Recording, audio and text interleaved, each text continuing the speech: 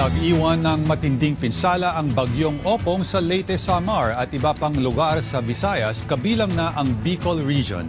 Ang detalye sa report ni Floyd Brenz ng PTV Manila.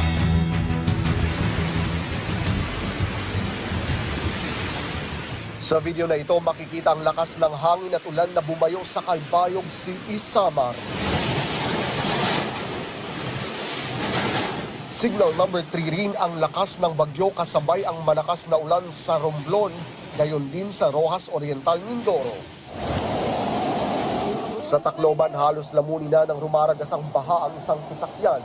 Sa video nakuha ni Abe Morillo, makikita na may isang SUV na halos malubog na dahil sa lakas at taas ng tubig. Wala namang magawa ang mga tao dahil sa malakas na pagragasa ng tubig baha. Ito yung sitwasyon sa amin ngayon sa Samantala, sa video ni Lincang Leon, makikita na pinasok na ng tubig ang Manhilo Elementary School sa Southern Leyte.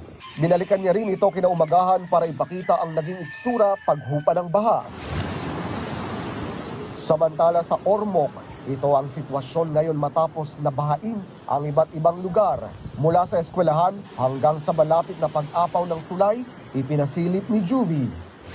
Isang ahas naman ang nakuhanan ng video uploader na si Erica na lumalangoy kasama ng baha sa loob ng kanilang bahay.